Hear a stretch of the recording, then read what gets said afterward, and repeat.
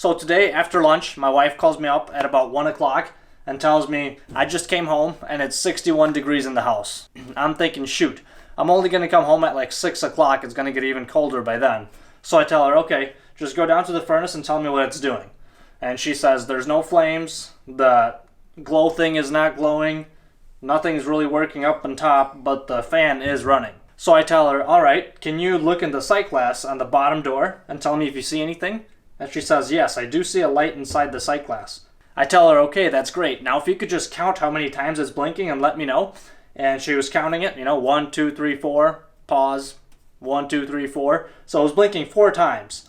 So on my control board, I have a diagnostic chart. It's either going to be on your board or on the back of your furnace door. In fact, let's just take them off.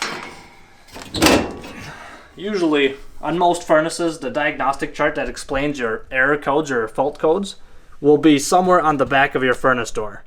On mine, all I have is a schematic, as you can see. But on most furnaces, that diagnostic chart will be on the inside of the furnace door. In my case, most furnaces don't have it like this, but on mine, my diagnostic chart is right on the control board itself. And on my board, it says here that 4 flashes means that my thermal protection device is open.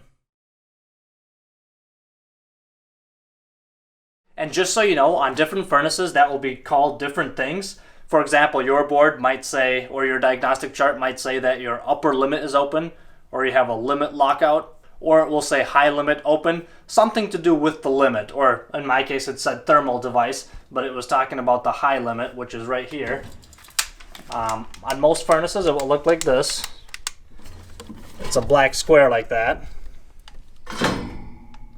And that is your thermal device or your high limit switch.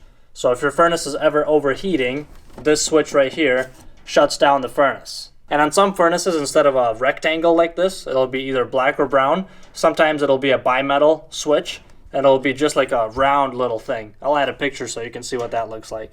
So it's blinking 4 times, right? Which means my high limit is open, and I'm thinking, okay, maybe if she resets the power, and perhaps it's in a lockout, if it overheats so many times, the furnace will go into a lockout where it just sits there for 3 to 5 hours and just does absolutely nothing. So I tell my wife, all right, shut down the furnace power switch, leave it off for like 5 seconds, and turn it back on. Does the furnace do anything different?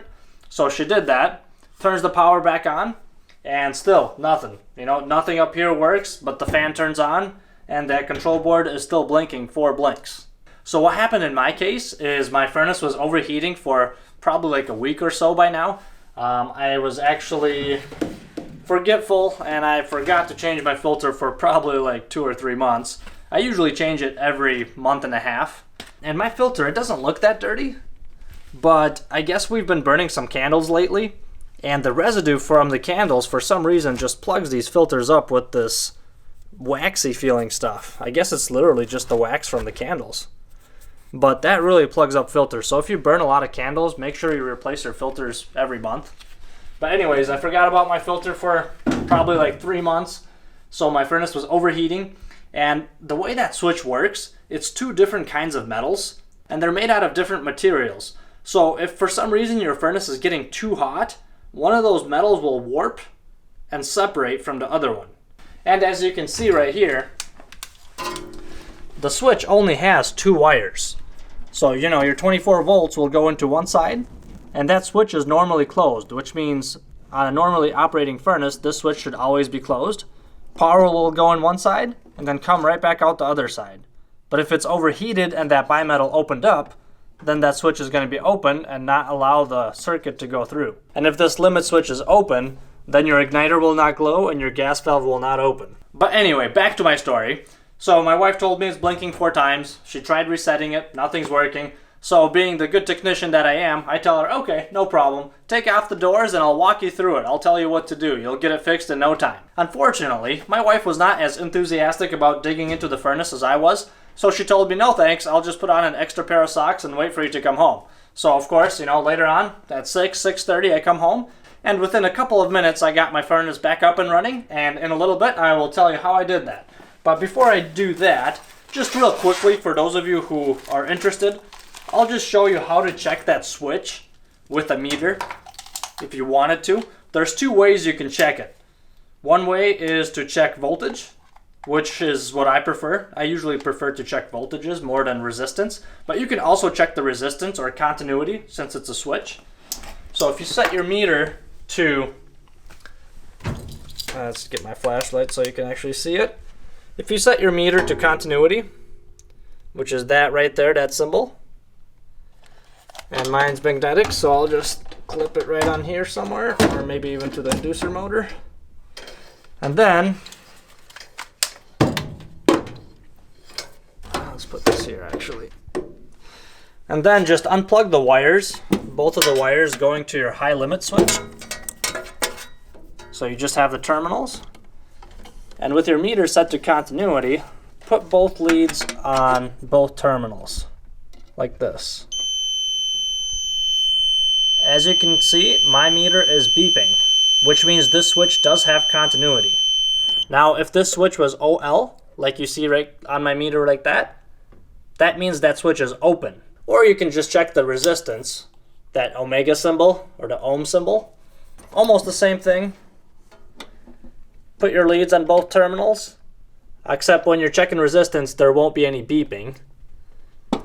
As you can see, I have about 1.8, well, around 2 ohms of resistance, which is normal for this switch.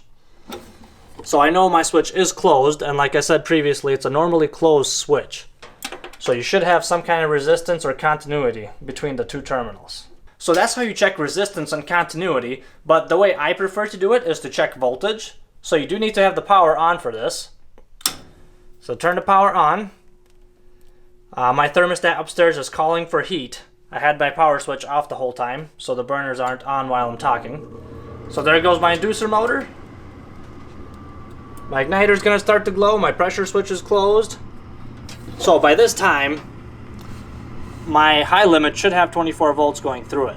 So if I go from one end to the other, if you look at my meter, as you can see, I have 0 volts. And for those of you that don't know, a switch is literally just that. It's just a switch, almost like a piece of wire. So if the switch is closed, you won't have any voltage drop. So no voltage, it'll be 0. But if that switch is open, you will have around 27 volts. So for example, if I keep one lead on one terminal and put the other lead to ground, and what I mean by that is just any screw that's attached to the furnace cabinet. So for example, I'll just go right to this high limit screw.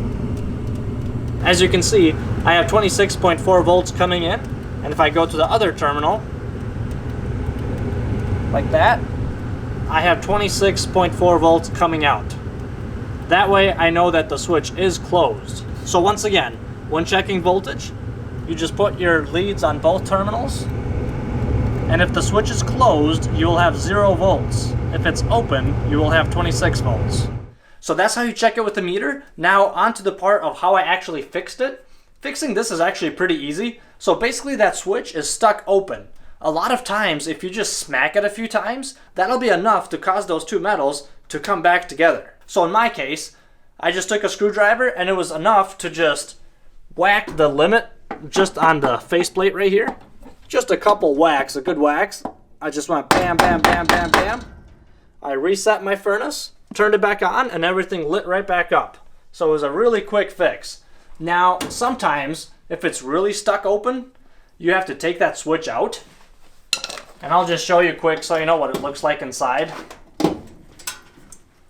Sometimes you have to take it out and give it a couple good whacks with the high limit out. And I have had a couple times where no matter how hard you hit it, the thing does not close back up. In that case, you just have to replace the high limit. So anyways, I took out the two 5/16 screws. And let's take my switch out. This is what mine looks like. Usually it'll have some insulation on the inside. And then here's that bimetal part that I was talking about. You can't really see the two metals inside, they're all internal. But basically here's the sensor, which is usually facing downwards. And on most high limits, this will just be 2 prongs. Mine has a plastic casing. It's just an older furnace, not a lot of furnaces will have this plastic casing. And some of them, there's different lengths. Some of them are a lot longer, maybe like up to here. But yeah, this is the high limit. It's nothing too complicated. So if hitting it on the face does not close it up for you, you can try taking it out and just whacking it against your furnace or against the floor, not too hard, just firmly, to try to close that back up. And almost all the time, that is enough to close that thing back up and your furnace will start back up. Well, and that's how you manually reset that high limit switch. In my case, it was a dirty filter, and most of the time that's what it is. Your filter's just dirty, but there is a lot of other things that can cause your furnace to overheat. I won't go into that in this video, but I am planning on making a video right after this one on 10 reasons why your furnace can overheat. So if your problem is not a filter, then you can go ahead and check that video out for more ideas of why your furnace keeps overheating. And just one more thing I want to mention. A lot of times people, they read their code and it says high limit open. The first thing they do is replace that limit switch. Just so you know, it's very rare that that limit switch fails. Doesn't happen a lot at all. Usually it's just doing its job and it's opening up because the furnace is overheating. So you have to figure out why it's overheating and get that fixed or cleaned up. And that is all I had for this video today. I hope you found this information useful. Thank you so much for watching this video. Don't forget to mash that like button on the way out, and we'll see you next time. And for those of you that are still here, I want to show you some brownies that a customer gave me. He tells me, hey, you want some brownies? They're high in fiber and low in calories and low in fat. They're very great. You want some? And I say, yeah, sure, I'll have some. So he brings them out to me and he hands me these brownies.